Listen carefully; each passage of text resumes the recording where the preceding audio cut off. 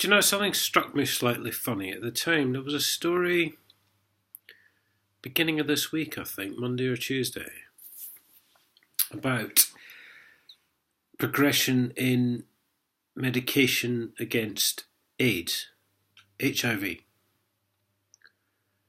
And at first I misheard it. And it said that gay couples, gay men, could not now pass on the HIV virus to their partners. Then later on it came around and it was due to them taking antiviral drugs, so that when they're on these drugs, and it's straight couples as well, male and female, but when they're on these drugs, the virus did not get passed on.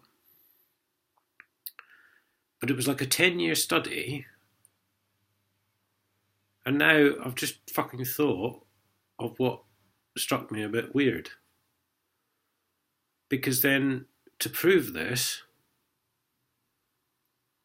these medical people, whoever they were, I forget what the source was and who they said they were,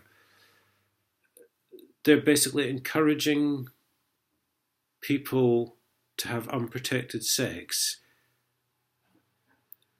to prove that the drugs work. Have I got this right? I mean, that's the only possible fucking explanation, isn't it?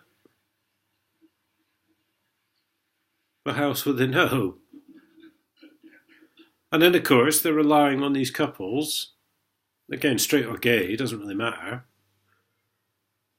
to come back. Again, for those of you who don't remember, in the 80s, AIDS was like massive. There was adverts on TV and everything about unprotected sex, and it was typically gay men that were affected, or so they told us. So they're then relying on these couples to come back and say that they willingly had unprotected sex when they know that their partner was infected.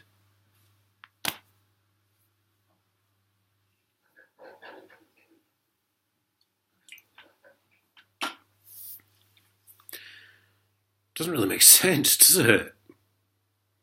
Like so much of the stuff on mainstream media. This was at BBC Radio 2, I heard this on. There's just a big long thing on it on the news, you know. Because when they do the news, they do like 3 different stories or 4 different stories. And then they accentuate on them a bit. Read the headlines and they accentuate on the story. It doesn't really... Does it? What? Am I imagining... I'm not saying AIDS isn't real. Because I did actually work in an industry once where I distributed drugs to people. And chemist shops and all the rest of this sort of thing.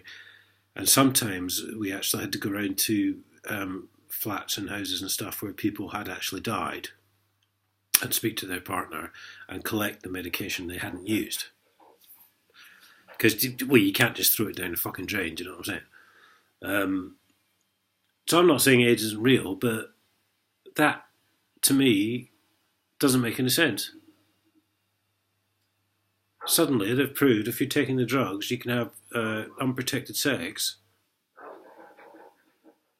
But how could they ever prove that unless people were willing to put their lives on the line having unprotected sex? It's not right, is it? Something's not right.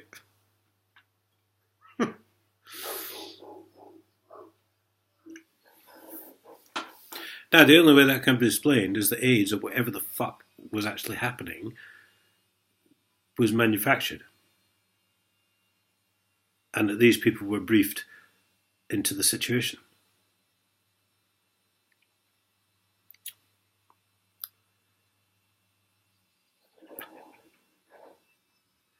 You can't say it was made up, because I know I've had personal experience of people dying and collecting their drugs, the ones they hadn't used. I don't know. How fucking weird. I say it didn't make sense when I first heard about it, but really, I've got a lot on. I probably wasn't paying that much attention. No, it's not right, is it?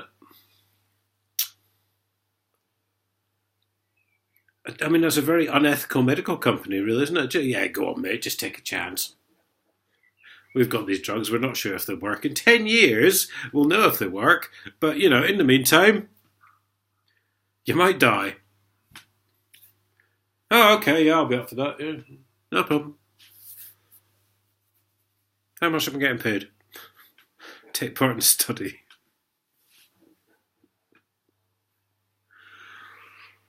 Oh my god.